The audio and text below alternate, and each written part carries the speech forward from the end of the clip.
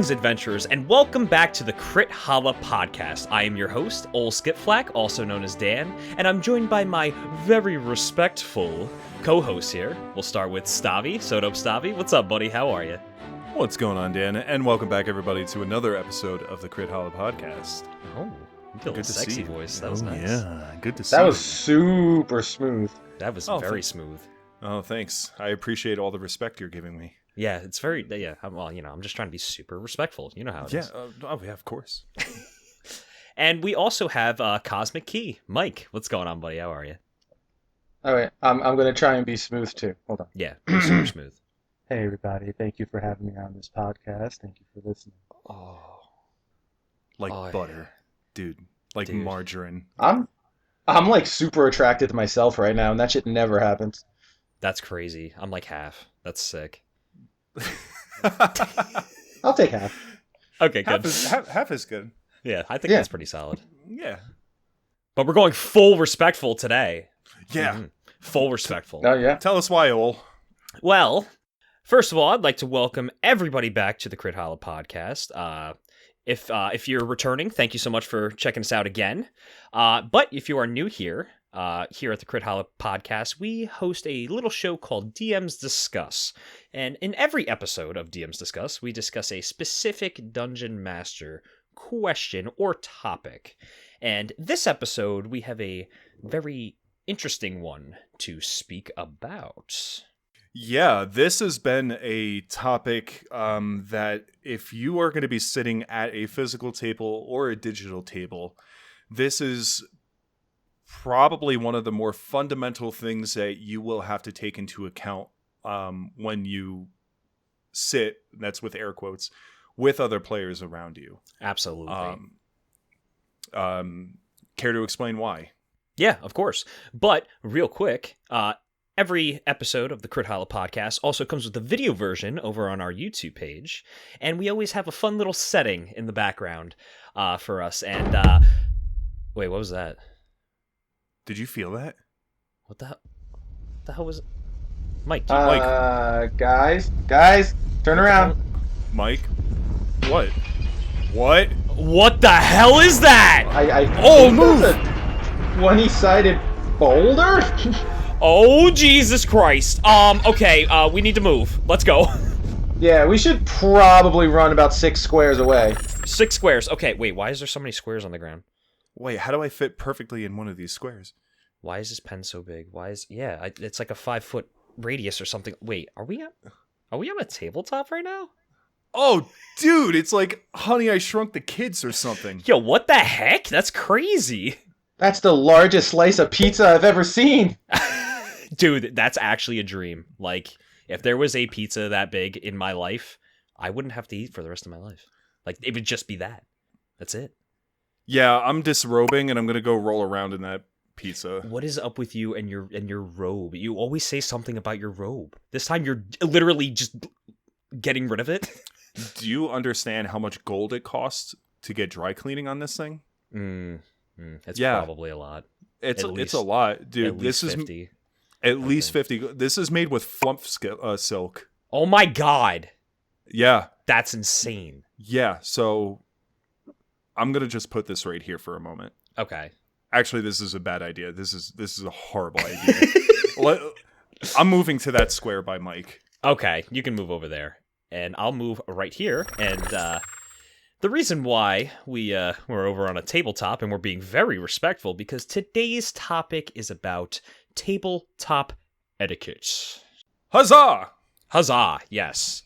You know, what's expected of players and DMs alike, and, you know, kind of the general, when you're playing a tabletop game with someone, really what you kind of should try to aim to do.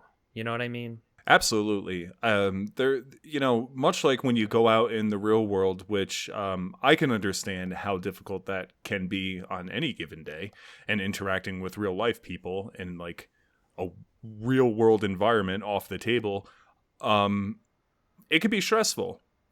It can be very nuanced, especially at a table, because different tables are going to have different types of people playing.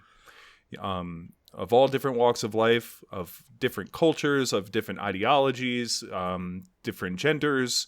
and just different personalities. And it is imperative that everybody who is sitting down at that table understands these key fundamental bullet points that we're going to be mentioning in this episode in order to be the best and most accommodating player and GM or DM. Right. And this is not like us preaching at you to do this and do that. This is more of just examples and experiences that we've had as players and DMs to really make sure that you're kind of bringing everybody together, making it a good environment to play in without the need for extra drama, maybe we could say. I mean, some people, some groups only get together once a month, so try to make it the least annoying once a month so the game can continue. Exactly. Agreed. Further still, you don't have to pretend like you need to walk on eggshells either when role-playing your character. Just be mindful of the things that you say and that your character would say and how you would act, and just we're going to go more in depth in it, but as a matter of fact, Ol, why don't you start us off with the first topic and we'll dive deeper into it. Absolutely. So we have a couple of bullet points here. But I think the first one to really get us started is respecting your DM, right? So respecting your DM can mean a lot of things. First of all, I mean, he's the guy running your game, or gal. They are the person that is running your game. So you want to try to be as respectful as possible to that person, because, you know, they're probably inviting you either into their home or to their online Discord or game. And you want to try to not upset them because they will probably kill you if that's the case. In game. They're not. I mean, there might be that weirdo, but well, in that case, you should probably not play in that group. No, probably not. No. If he shows up to the table with an actual knife as a prop, probably. Yeah, probably. Unless it's Halloween, then I think it's okay. Anyway, in terms of like respecting your DM, I mean, I would say probably one of the first things is don't be a rules lawyer, right? So, you know, everyone reads the books, right? Everyone reads the books, everyone knows the rules, everyone knows how to play the game. The DM is the one who runs the game, and you see it in countless RPG games. In the beginning of, the first couple pages, it's always like, these are a general guideline of how to run your game. The DM can decide what is good for their game and what is not good for their game. Now, that's a discussion that players and DMs always have to have, of course, to make sure everyone's playing by the DM's rules. But at the end of the day, it's always been DM's discretion. So being a rules lawyer kinda is pretty disrespectful to the DM, especially after he's made his final decision. I know I've had that a couple of times.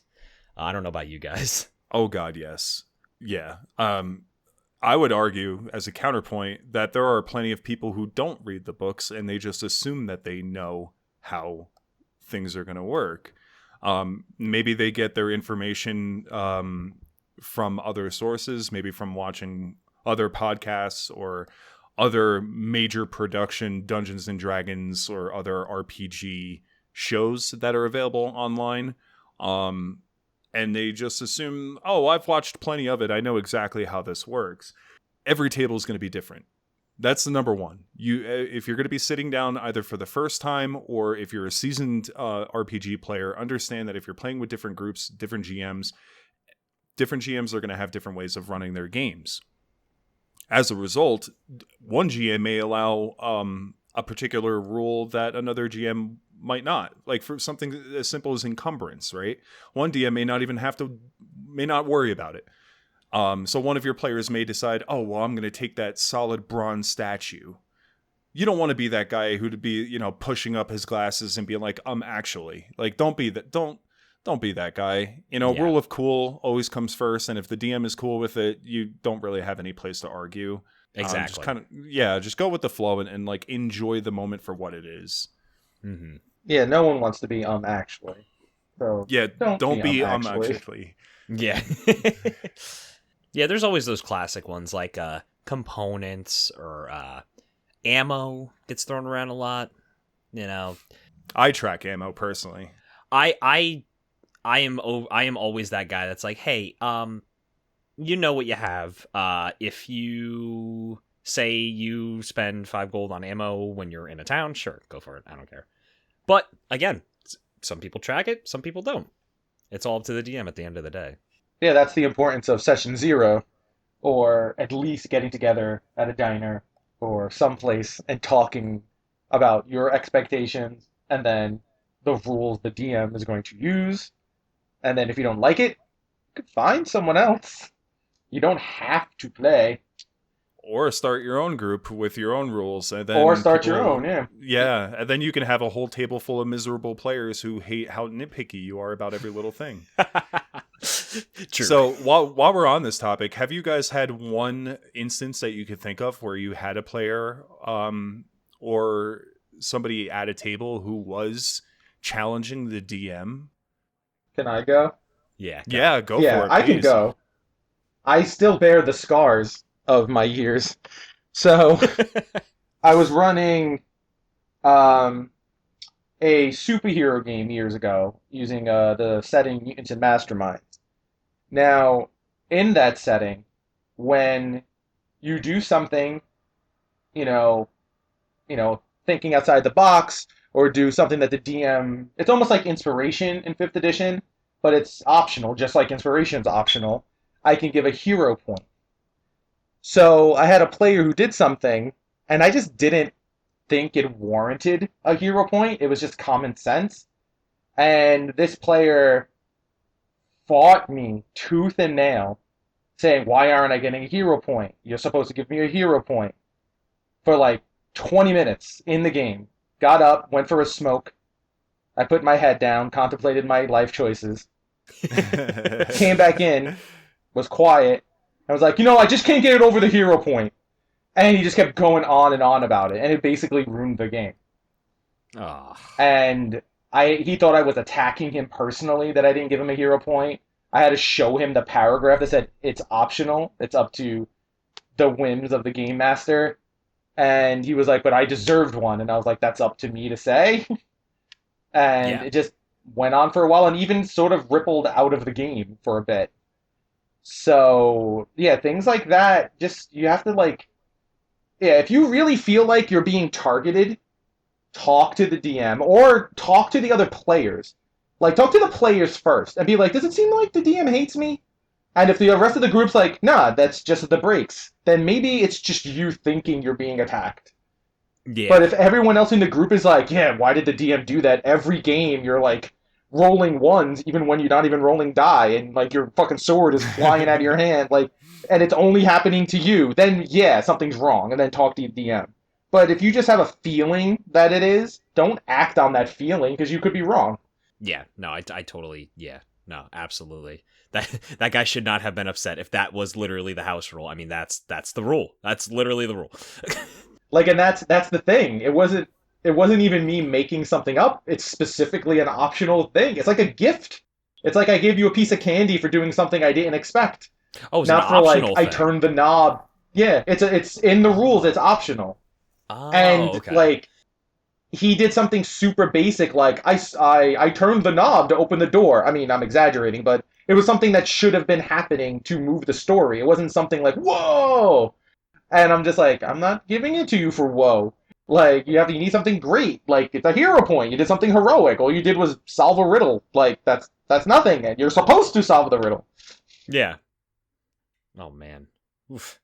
Yeah, situations like that make it very unfortunate to play with certain people. I just want to point out the reason why, and I think this might be a good idea moving forward, is when we discuss these bullet points, it would be beneficial for everybody listening that we, as the DMs, give a brief example of these particular situations that we've had to dealt with, if applicable, because I feel like these are very common issues that every table is going to wind up dealing with, and it would be a good idea to sort of give you our firsthand experiences to let you know that if you identify this happening at your table as a GM or DM, or even as another player, or as somebody who is off to the side not even directly in the game, but just happens to be in the same room and you overhear this talking, if anything, if you're that person, please like interrupt.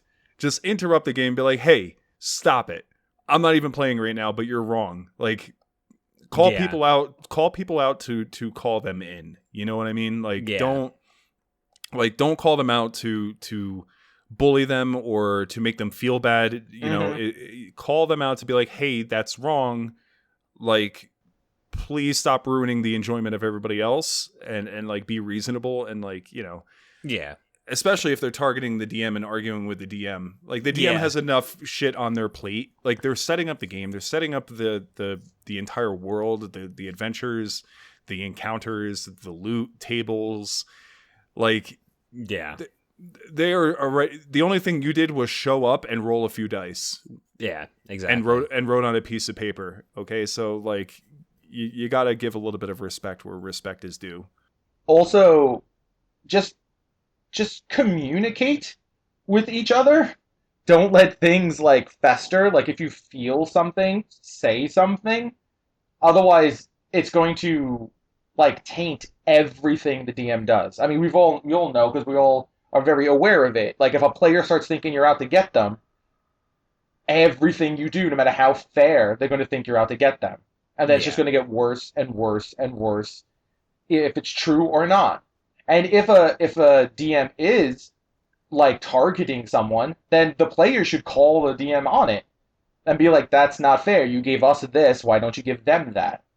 Like, and then also don't think you can't challenge the DM. That's important. People think like, oh, the DM has the last say in everything. Challenge them. If I'm wrong, I want to know. If I do something that doesn't make sense, like because I don't know how like tractor trailers work, and in my game there's a tractor trailer and someone in the group knows how they work. It's like that's not how that works. Tell me. Like I'll change it and I will adapt. Yeah, there's a difference between challenging and being disrespectful, for sure. Yeah. Yeah. And like in terms of like respect, like I've never had like a player issue in terms of like rules lawyering or like being mean, but I would in maybe like a side bullet point to respecting the DM and it could be maybe like distractions perhaps. I mean, I don't want to say like, oh, don't go on your phone. Like this isn't school, you know, like or nothing like that, but like distractions like side conversations sometimes get a little bit much. And maybe using your phone a little bit too much is a little bit extra. Like if we're in the middle of a game and there are a group of 5 people and 2 of them are invested in what you are saying, and literally on the opposite end of the table there's a conversation about what hair color you're going to dye yourself later on, it clouds the game environment to the point where now those people that are trying to play the game are now getting sucked into your conversation because it's like and it gets crazy. So like I've always said when distractions get a little bit too much is when I like to and it's never punish. I like how you say like, pull a player to the side later on or something like that. And I never like innately punish a player, but like, maybe after the game something be like, hey, can you like maybe not do that or, keep it to a minimum. Side conversations are always going to happen. It's always going to happen. We're playing together. We're all friends. At least I'd like to think so. We're all friends. We're all hanging out. We probably haven't seen each other in a little bit. We want to talk about our day or our life, but in the middle of a game, it's like, ugh, you know what I mean? To that point, I would also recommend, like, if you know your party that you're going to be playing with, like, if you're playing with longtime friends and you know that your sessions can last upwards of, like, 6 hours, because that has definitely happened with us, Dan. Oh, yeah. It might be a good idea to pull the group together and be like, hey, listen, once we get to a good point, we should probably have, like, a 15 to 30-minute intermission. And then that could be your moment for you guys to bullshit about your day, your week, talk about what hair color you're going to dye. Maybe even discuss tactics in game. So that way you're not having those conversations while the game is occurring. Kind of breaking into a little bit of Something else that should be brought up, which is metagaming. Oh yeah. You know, but yeah, just plan accordingly, like, and definitely, especially with the side distractions. I am definitely one of those people who don't appreciate if I'm running a game and I look across the table and there's somebody literally scrolling through Reddit while I'm giving like lore deposition, or if I'm playing, like, role playing as a major character and I'm giving plot points or giving quest leads, or, you know, moving the plot along, and there's somebody who's like posting snaps of like their new dice that they bought just to get like social reactions and shit like that. Yeah. Like, dude, stop. I will take your phone and I will put it in a locker. Like, that's not to say, like, you know, if you're using your phone for some things, like, especially if you have your character sheet on your phone, or if you're answering a text from, like, you know, your partner or a family member or a friend or something like that, that's one thing. But if you're having your own world at the end of the table while the rest of the party is like moving forward, you need to reevaluate what you're doing there. Yeah, exactly. I mean, I've had it before where it's literally half the table is playing and the other half of the table is on the other side of the room doing something else, and it makes you feel bad, man. It makes you feel bad. It's like, oh man, this is not. I'm not running a fun game. I'm doing something wrong. Obviously, if people are not interested, this is a bad thing for me. You know, so you try the very best you can to try to show the DM that you're interested in some way. Yeah. Right. Sometimes I think the players don't realize how much it actually does hurt. It's like, I liken it to, you're a child in your first, like, school pageant, and, like, you look in the audience, and, like, your parents aren't even there. There's a reserved, like, piece of paper on the seat. They left early, and you're just like, man, I dressed up like a tree for nothing. Man, I dressed up as a tree and mom and dad went to Applebee's without me. This is bullshit. Yeah, this is bullshit, mom and dad. I made the costume myself. I learned how to move like a tree, and these assholes aren't even here. No, yeah, like wholeheartedly, that's a valid argument. Like, as a DM, like, there's an extreme amount of pressure that we put on ourselves to make sure that we have a engaging, and entertaining game for you to sit at the table and enjoy with your friends. If your distractions take precedence over the amount of planning, like the amount of time and effort that a DM puts into their games, it genuinely, like, the DM notices. The DM is always scanning the table and seeing player facial reactions, seeing how they look at other players. Yeah. Seeing them reading their character sheet for a particular thing, because you kind of know from the body language that they're going to be planning something, and you're like, yes, dude, they're looking through their inventory, they're seeing what they can do, or they're looking at their spells to see how they can get out of this. Like, this is perfect.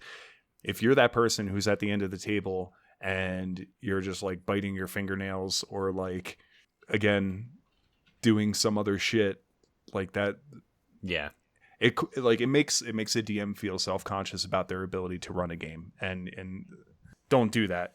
I would love to say that there's definitely ways for DMs to bring the players back in. I don't want to call names out, but I was actually playing a game, one of Mike's games, a couple of weeks ago, and it was a Spelljammer game, and we were in the middle of the session, and there was a group of players that were doing something, and one was not a part of the group. So obviously sometimes that happens where, like, you're playing with a couple of players and not with all the players. So what are they going to do? They're going to go on their phone. They're going to do whatever. But Mike did it in such a perfect way to bring the player back in, where he was, you know, he and I saw him scan the room, because now that I've DM'd for a year now. I was about to say, can you remind me? Because whenever I run games, that's a brief moment of my mind, and I forget. It was literally like, we were all discussing something, and the one player was not involved, and you scanned the room, and I saw you see him on his phone, and you were just like, so how did this affect you, player? And he was just like, it snapped him right back in. He was like, oh, well, you know, and he went right back into it. And there's ways for DMs to get the group involved again. That's definitely an option. Especially without being hostile. Yes. That's what I meant. That's what I was trying to say. Yeah, Yeah. like not being hostile. Yeah, like I wasn't like, I wasn't like, hey, Jackalope, eyes up front. Like I wasn't like an idiot. Right. Yeah. Right. One thing that I've done in the past that I really like doing is because I DM'd for a little bit when I was still working at GameStop. As a manager there, I was playing with some of my coworkers. I was running a game for some of my coworkers. And there was this one dude, I'm not going to mention names, but he would always be on his phone. And the other three were like super hardcore paying attention, but he just never really did. And so I had the really good idea of like just slamming the table really hard, and like it spooked him and he wound up dropping his phone into his lap. And then I said something, I can't remember if it was like a trap or if it was like some kind of creature or monster that just busted into wherever they were, because he was all like, his character was off the side doing nothing and the rest of the players were trying to figure something out. And so like I made a loud noise, which is a stimulant, and then said something is happening immediately right now, what do you do?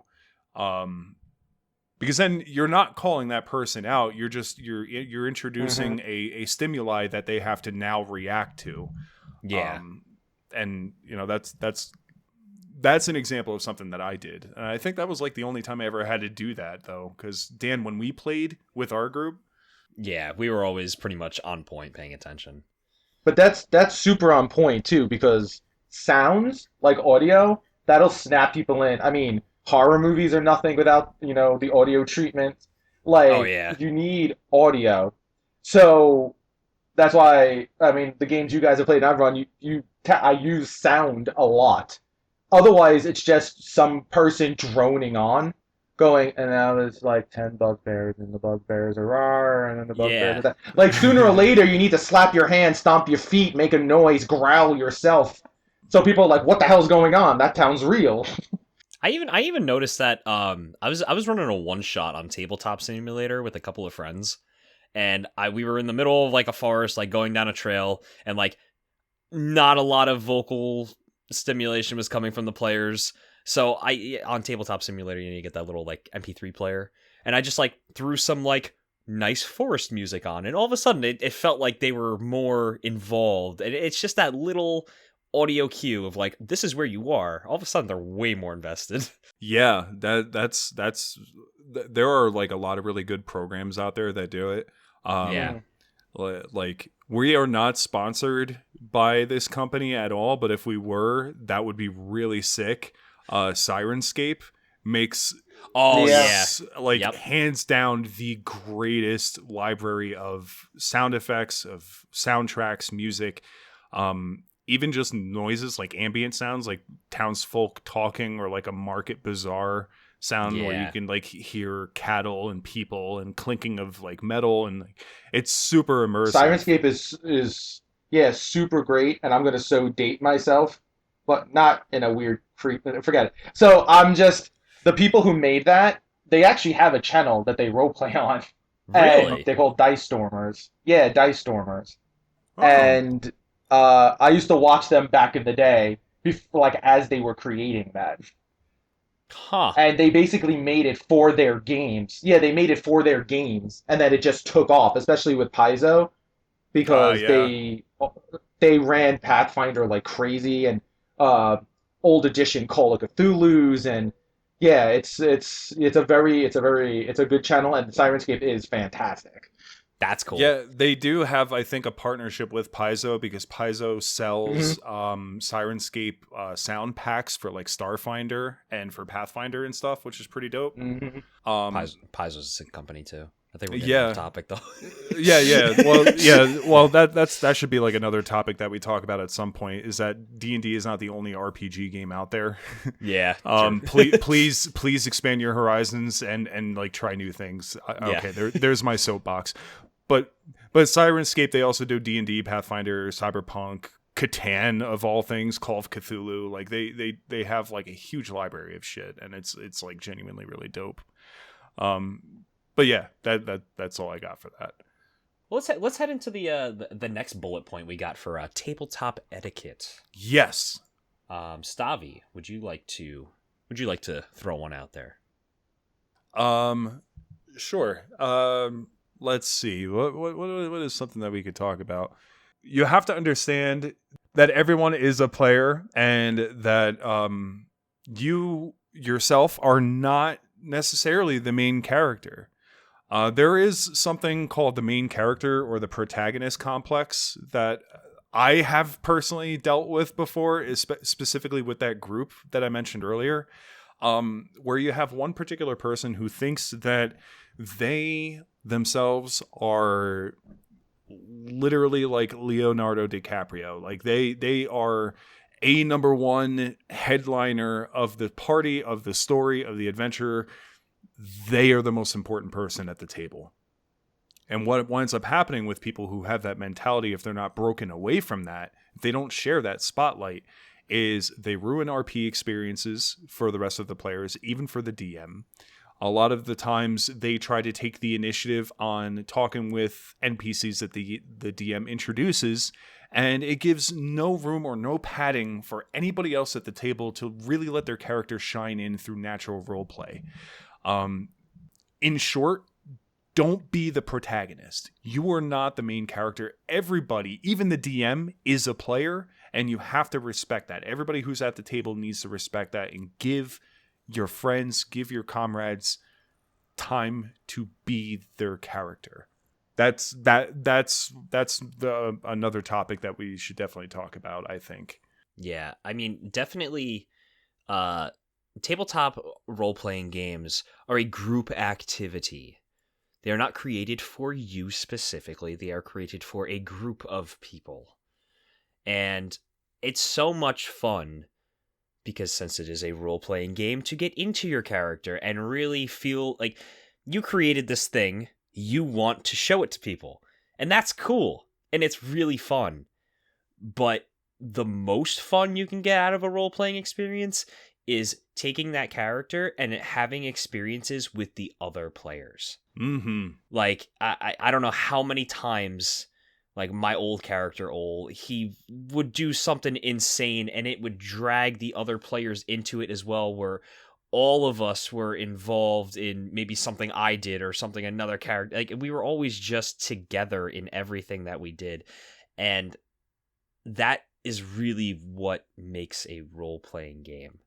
It's not the one guy that walked in there and he's like, I made freaking Superman while you guys are peasants. Like, no. Just because you min-max your stats and you have this really cool looking sword that your fucking DM lets you homebrew the look of does not mean you are the coolest guy on the block, okay? I wanted to interject and mention something else now that you brought up those points. When it comes to fair roleplay, if you are the main protagonist thing, like, this is just like a side bullet point when it comes to roleplay etiquette. Bounce off of each other's roleplay. Like, if you have a character, like, for example, your old character who's like, oh, I'm not going to get into that argument, I need a drink. And then, be a player who's like, you know what? Oh, let's go get that drink. I'll go with you. And then now that little group can go and have their own little side adventure that's fun for them, and it helps build camaraderie and memories with those two particular, not only characters, but those players. Oh, yeah. Bounce off of each other's role play and allow things to happen, even if you kind of don't want it really. I mean, if you don't want it to happen, like, obviously you still have player agency.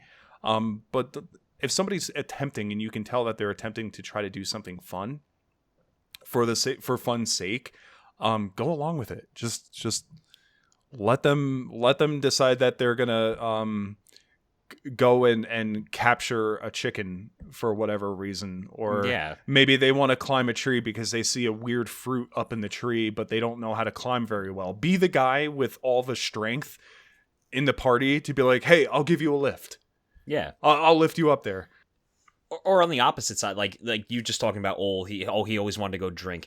The DM at that time allowed me to create homebrew brews. Like, I was like a beer maker. So instead of like, oh yeah, let's go get the drink, Ol used to make I forget what it was called, like a hearth brew or something like that, where he could make it up for like 5 creatures or something like that, and they can all sit down by a fire and have a drink, and they would get like, I think it was like a +1 in an attack roll or something like that.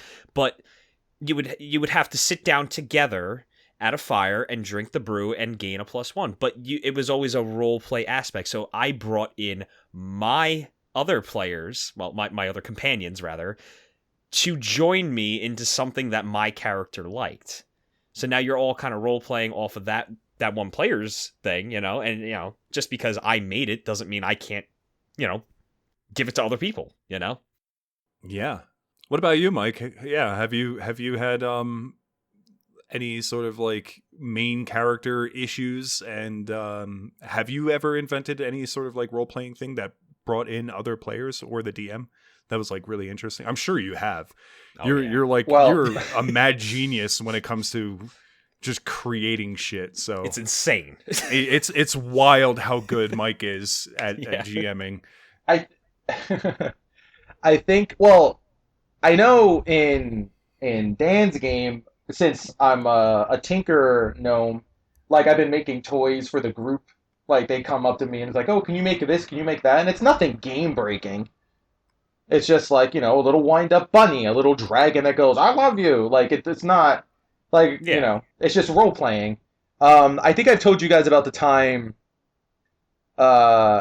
where I was an illusionist engineer back in the day, and I wanted to make like a catapult that basically shot sharpened shields at like troop level to like cut them in half. And it was called, like, my name was Harwin, so it was Harwin's Discs of Death. And the DM was like, no, that's impossible. And I was like, what if I make it for real? And he's like, sure, if you make it for real by next week, you could do it in the game. So I took old VHS boxes, rubber bands, toothpicks, like cardboard shields, and I made, when the game started, I was like, oh, by the way, and I put it on the table, pulled back the rubber band, and shot a disc across the table at the DM. And it's now in the game. That's so good. And it was part of the game. Yeah, it was. I basically invented almost like a nuke. Like other towns wanted it, and it was like it added like this whole like arms race in the game just because I just wanted to create that. That's cool.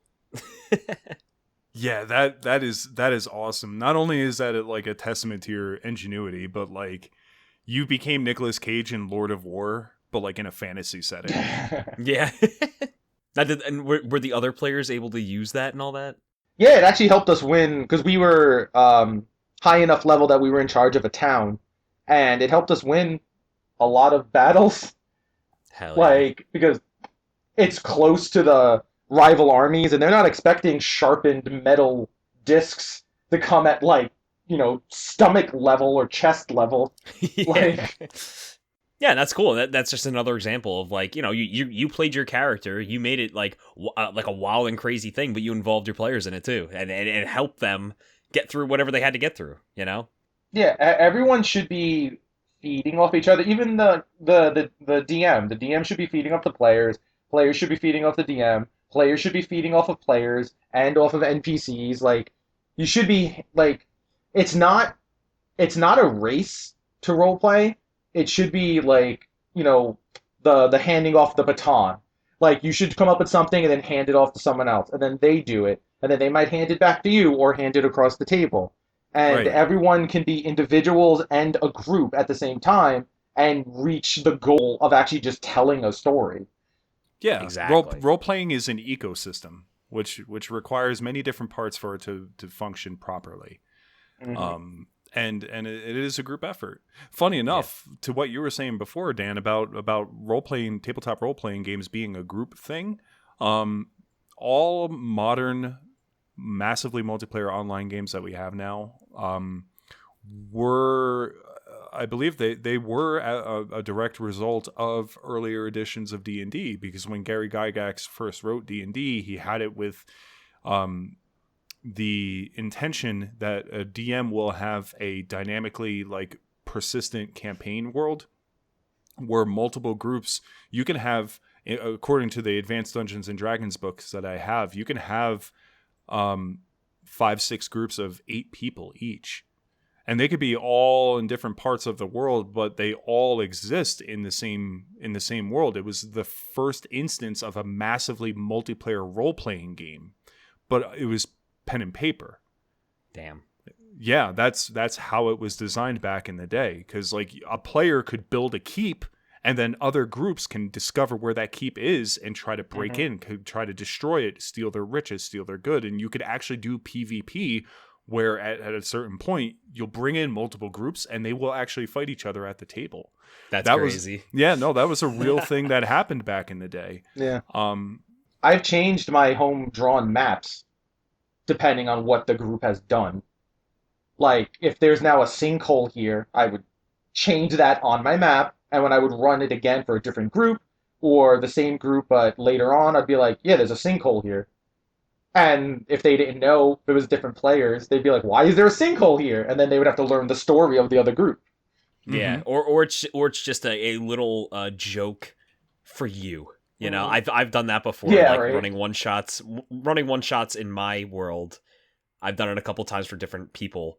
And like sometimes I'll just add something in there as like a joke for myself, like from my other player's campaign. And like maybe there was a player in that one shot that understood it, went ha ha, and then that was it, you know. But like it's cool to do stuff like that. Yeah, I'm very super thankful for you, Dan, because the look on your face when I ran Spelljammer, and I said you were remembering the captain of the ship, and he was talking about Dalport. Yeah. Like the look on your face was like, wait. I run Dalport. Yeah. And you were just that's cool. Yeah, you were so happy that it exists. It's not just your game. Dalport exists. Like, he has the insignia on him. He misses Dalport. I even mentioned your NPCs. He was like, I haven't been there since King Andrew was coronated. And I was using stuff from your game as his backstory. And you were so happy. You were like, what? Which I love that. I even do that like with my NPCs. Like I threw, for instance, I know we've talked about Shio, Stavi's NPC. Mm-hmm. Yeah. Well, I have an NPC named Shia who has a similar temperament to Shio, and one of my players that used to play with me and Stavi was like, "Hold up. That's a pretty cool reference." And I was like, yeah. And it's something we can joke about, and then you move on. See, that is like a whole nother escalation, like level of roleplay and meta when like DMs use other DMs as material in their games where the other DM is a player in that game, and they're like, I know that. That was good. That's good. Yeah. Yeah, exactly. That's cool. That's cool. I wish more players did that. I wish that more players took the initiative and attempted to DM. Rather than just being a player all the time, which is fine. You can do that, but like I strongly recommend you try DMing. I also feel like these points that we're giving you on this episode, you will understand so much more when you DM. For sure. Like after you DM, you'll be like, "Oh, I get it." Like I said, like with the whole like distraction thing and side conversations, like for whatever reason, like I knew what that felt like, and when Mike was running his game a couple of weeks ago, I was like, I totally get it. I'm going to be as attentive as humanly possible because I know how much it sucks. Like, I get it. I was in that position when I was running Zod in your campaign, Dan, on that one shot. Yeah. The warlock, the goblin warlock. Yeah. I was super attentive. Yeah, and I noticed that. Yeah, like I was paying attention to every little thing that you said and like thinking about how my character would react to these things. Like I made sure that nothing distracted me because... Yeah, I noticed it. And I get it. Yeah, my oldest friend, who started role-playing around the time I did, and we've known each other since then. So we're talking like decades I've known him. We're like brothers at this point. But he didn't run at first. He was just like a forever player. And he would see me get frustrated and see me get, morose and sullen if things didn't work or the group was being a bunch of asses. And he never understood. And then he started running it, and it happened literally the first game to him. And as we were driving home, he's like, Mike, I get it. Like he just understood now. He's like, I know, I'm sorry. If he actually was like, if I've ever done that, I'm sorry. I get Yeah. it. Yeah, perspective is a big deal, and you don't really gain that perspective until you're in the shoes of. Exactly. Yeah. Yep. Yeah. So I hope it's my genuine hope that if you're listening to this podcast and you've made it this far, and you've been listening to the things that we've been talking about, that to some fundamental level you understand why we are mentioning these things. Yeah. You know, recently I've been scouring on Reddit and like, am I an asshole subreddits and stuff that are like D&D related and everything. And there's a lot of questions, mostly from players, not really from DMs. There are some DM questions, but a lot of it's player questions like, am I the asshole for doing this? Am I the asshole for doing that? And what you'll find in those threads is most of the answers were written by DMs. Who are like, listen, as a DM, yes, you are the asshole. Like, we're not calling you an asshole. We're just saying what you're doing is kind of an asshole behavior, and like, stop that. Like, as DMs, please stop doing that, because like, you're making the game miserable for us. Yeah. I hope what you take away from this episode is that you attempt to run a one shot at least once in your career of playing tabletop role playing. Like, please try to do it once. Ask your current DM for pointers and for tips to like run it in a way that's like, you know, and try it. Even if it's a one-on-one, talk to your DM or another player that you trust, and just be like, look, I want to try some things. I want to run, but I don't want to do it with a group yet. How about you and me, we order a pizza, get something to drink, and I just run a game, a little scenario, just to see if I can do it. Just dip your toe in and just see if you like it. You might not. It might be too much, like bookkeeping. It might be too much thinking 5 steps ahead of the players. It just might be too much. It is a lot of mental gymnastics you have to do. Oh yeah. It really like players is. just have to worry. Yeah, players have to worry about their character and things related to their sphere. The GM, DM has to, their sphere is everything. Every word out of their mouth has to mean something. Otherwise, you're just babbling for no reason, and everyone's gonna feel it, and they're just gonna start attacking fucking peasants and shit with pitchforks. Like, you have to. It's a very fine line of keeping the animals satiated, but also like giving them the meat they need, and it's a balancing act that unless you run a game, you're not gonna know about. Yeah, right. And make sure it's with the right people. I mean, I was so thankful. For sure. My first 4 players, they were just super respectful throughout the whole thing, and one of them was even new. They barely even knew what they were doing, and oh my god, I was just so happy that like everyone was just cool with it.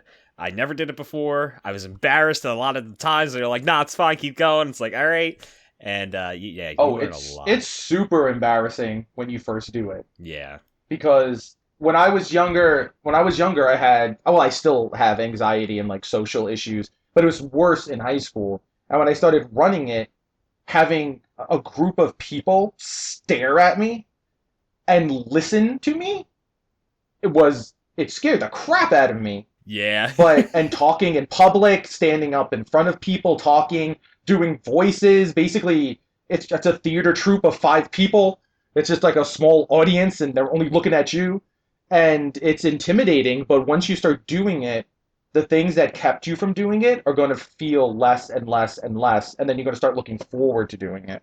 Yeah, definitely. That is absolutely true. And to that point, there is a show on YouTube called Hot Ones, which is an amazing show where they interview people at their most vulnerable point by feeding them a bunch of different, varying hot sauces of different heat.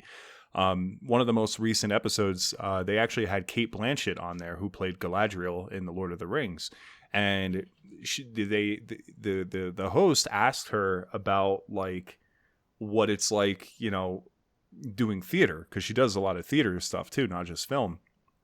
And she made a point. She was like, as an actor, because you are an actor when you're a DM, you're an actor when you're a player, you are role playing a character, right? You will embarrass yourself. Like, you have to embrace the fact that it's going to be embarrassing, and you just like, everybody's got to be on the same page and be able to just like laugh it off.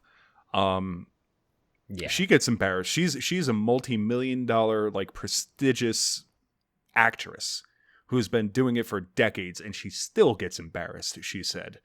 But it's definitely a part of that. And don't let that be a deterrent from you being, like, super wacky and super weird at the table, because people are going to remember that, and, like, it may actually come off as, like, really funny and really awesome, and people, will enjoy it.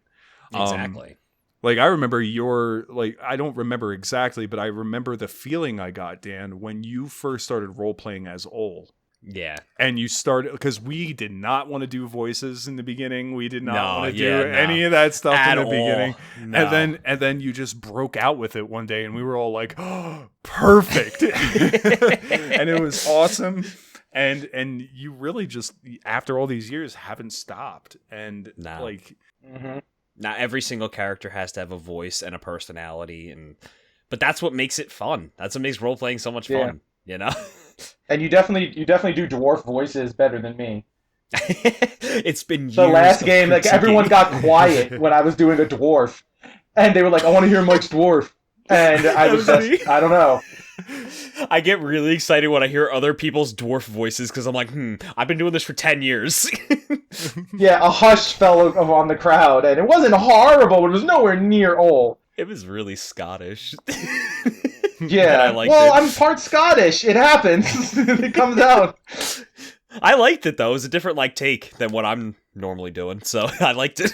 Yeah. Oh, man. That's good. That's good. So, Mike, is there anything you wanted to add to the player's etiquette topic? So, yeah, I would just add, there's a major point for me, is just respect the genre, respect the game, respect other players. If they don't really know how to play, if they're newbies, just help them learn. That's how you get new players. And respect the DM. They put a lot of effort into the setting.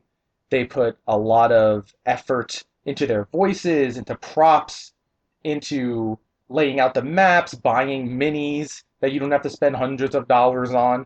So respect their creation, respect the setting. If they say green dragons breathe fire, green dragons breathe fire. It's their setting. Don't be like, well, I read the monstrous manual. This was back to the actually. I feel don't be an actually. We need to design an actually and just say, don't be that. Can we get stickers like Crithalla, like don't be an actually? Yeah. Actually. Don't be that guy. I kind of want like a flump with like the thick black frame glasses pushing. Oh my god! Do that. Oh. Actually, like with the flump. Yeah. I'm gonna make that the meme tonight on the Facebook page. But I personally find, this is just a side note, but similar to what I'm saying. If you're just a player and you have no urge to run, don't read the monstrous manual. There's no way to. This is just a pet peeve of mine. There's no way to not metagame. You would if this is the first time your characters came across a troll. If you read the monsters manual, they regenerate. You need fire or earth. It's just going to ruin things, and it doesn't show respect for the setting or the encounter or what the DM was planning. So that's a DM book, right? If you're a DM, go ahead. And we're all DMs, so we know certain things, but we're all experienced enough to not metagame. Like, I'm willing to take a hit even though I know that thing's a weakness because my character wouldn't know. Yeah. But right, or attacking a creature that is weak to only silver, but your character doesn't know that. I wouldn't know that. Yeah, right. It's all literally about respect. Like, there's effort. It's important effort. It gives people an outlet. It's an important thing. I think role playing should be in more schools. I think it helps people who have issues. So just respect it. Don't diminish it for other people. Don't take away other people's fun. Teach them how to play so they can be players. And then maybe you're going to get another DM in the long run. Like, teach them how to DM, and then maybe they'll get an urge for it, and the forever DM won't be a DM forever. So just respect everybody. Love everybody, guys. And don't be a dick. And don't be a dick. Yeah. That's actually, the perfect way. actually, it boils down to don't be a dick. Just to let you know. Yeah. You can sum up all your bullet points with don't be a dick. Yeah. Hi, welcome to D&D. Don't be a fucking dick. Yeah. Okay. It's D&D, Dungeons Dragons, and don't be a dick. That's perfect. DNDDBD. D&D. DDD. Oh, King DDD. King Yeah. DDD. Yeah. Don't be a dick. Yeah. DBD. And his second in command, actually. Yeah. Mr. Actually. Actually. I can literally picture the flump with like a book flipped upside down with like a nice set of glasses on, just like trying to figure out well, your encumbrances actually. Yeah. Actually, a biological historical dragon, its wings are its arms, okay? It doesn't have 4 arms and 2 wings. That's not a dragon. That's not real. It's not real. Real dragons have 2 arms, and their arms are wings. Yeah, because dragons are real, right? And then, like, their head blows up from copium overdoses. Yeah, and then another flunk just picks up the glasses and puts it on, and it just continues. Yeah. It's true. A never-ending cycle of actually. It's a never-ending cycle of actually. So, you know, now that we're standing here on this table, which is a nice table, by the way. I think it is. Is this Wormwood? Anyway, they don't sponsor us, so no, it's not. No. It's like a Walmart folding table. Yeah, that's what I play on actually. Oh, really? Yeah. Yeah, nice. I think that boulder is a beer pong ball. So yeah, That was from the night before. Sorry, that's guys. fair. Oh, yeah. Dude, what are these tokens? Are these aren't even real tokens? Are these pogs? What year is it? Where am I? What is this place? Yeah, I think we're fighting Voltron according to this one. Oh, I found Ultraman. This one's cool. Oh, that's cool. This is a cool game. Yeah, this one's like a holographic. Yeah. This is getting ridiculous. I'm flipping the table. Yeah, actually let's work together to flip this table and then we'll see where we wind up in our next adventure. Yeah, let's go. 1, 2, 3. Yeah, I can't do it. I can't. Yeah, I literally tried to lift a pencil. hurt. Yeah, no. Yeah, my old wizard back can't lift this kind of weight. No, I cast Mage Hand on that pog.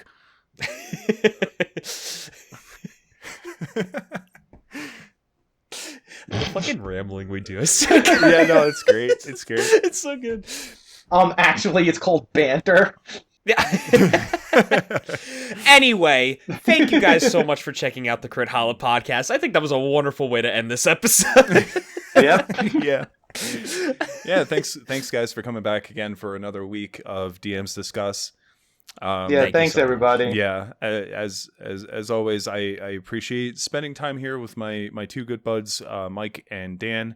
Hopefully we see you guys in our next episode of DMs Discuss. Dan, do you mind if I give some closing statements? Yeah, go. All right, it's pretty much what we say every single other week. Basically, just so you guys know, we do have a Facebook group. There's Crithalla D&D memes. Be sure, if you're on Facebook, to go ahead, give that page a like, take a look at those memes, share them to other D&D memes, share them to your friends, your family, your cat, your dog, Santa Claus, Les Claypool, Gary Gygax's ghost. Share it to everybody. Because when we do giveaways and stuff like that, it's usually announced on the Facebook page. So I would actually like to say, real quick, we are almost about to hit 2,000 followers, and when we do that, we will be doing another giveaway. oh snap, dude, 2K. Yeah. Now, 2K. can I enter that one? No, No. you're excluded. All right. Yeah, sorry. Yeah. Actually. Actually. No, I was gonna say actually, I'm actually 2 included, so I can't enter. You're so included, you're on the outside. Yeah, Yeah, it's like That hurts. it's like a wormhole, dude. It's like Inception. that hurts. All Steve. right. But yeah, be sure to check that out. We also the Crithalla brand, if you will, also has a Twitter that you guys can go ahead and check out. Dan, what's the handle for that? For the Crithalla Twitter? Just Crithalla. So at Crithalla, don't worry, we will not be paying the $8 for the blue check mark next to our name. Thanks, Elon. Thanks, Elon. But be sure to check that out as well. Furthermore, I believe that in the coming months, maybe even in the coming weeks, some of us may have some very special things that we're going to be posting up on our YouTube channel that you could also check out. We have some more reviews coming in. We have some very special things that are coming in the mail that I would like to talk about real quick, unless you guys have anything else you would like to say.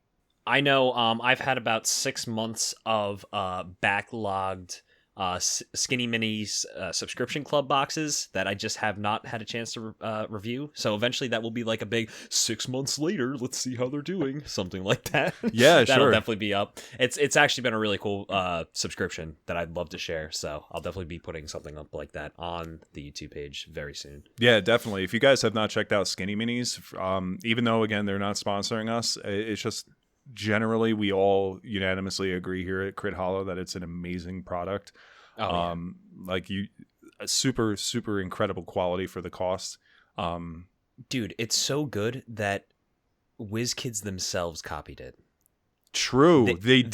They make 2D acrylic minis now. Yeah, they did that with that D&D, whatever the hell it was called, the 5.5 update that they had with the Next and all that. Yeah, they introduced it with that. This company did it first. So yeah, they did it first. Yeah. That's wild to think about. Yeah. So before I get into my stuff, what about you, Mike? You got anything you got brewing at the moment? Oh man, I thought I was gonna escape the questions this time. No, never, never, ever. We will single you out every single time. Yeah. Oh, it's like school. I have things percolating. They're just percolating slowly. My brain never shuts up. So sooner or later, there should be things. So stay tuned, everybody. Sounds wonderful. I love things. I am such a big proprietor of like things, I just love things. So much. I love things. Dude, things are great. Things are things. That being said, I have some name drops for things that are going to be happening soon, and they will be posted up on the Crithalla YouTube channel.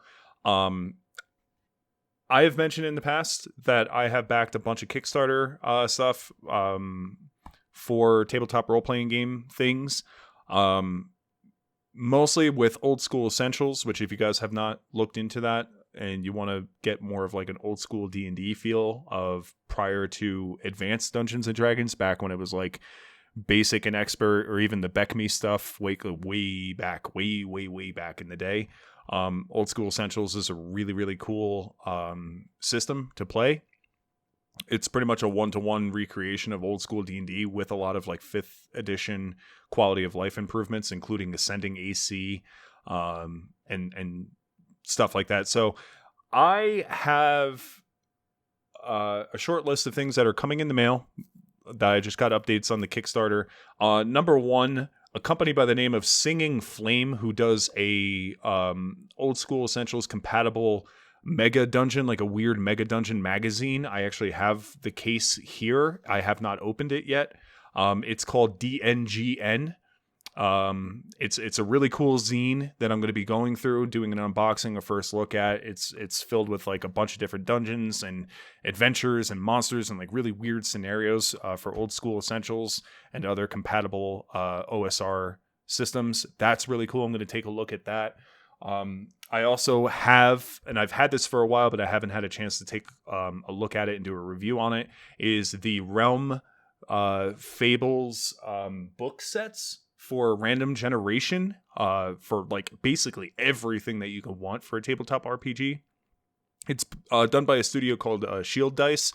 They do amazing work. These books are absolutely incredible. I flipped through them very briefly, but I'm going to do a more in-depth review of them soon. Old School Essentials. the number one thing that I've been waiting for has finally got an update, and they are going to be shipping out this week. I got the most expensive bundle, which is going to include the advanced book set as well as the classic book set. I have all of the adventure books in hardcover, a GM screen, and a bunch of other stuff. So we're going to do a huge unboxing of that and take a look at all that stuff. Very excited for that.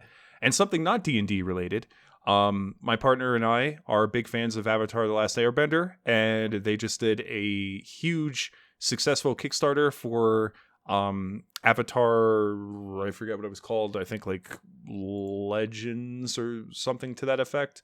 It's a tabletop RPG that is done by the people who did the RPG game Root, R-O-O-T. It's the same company.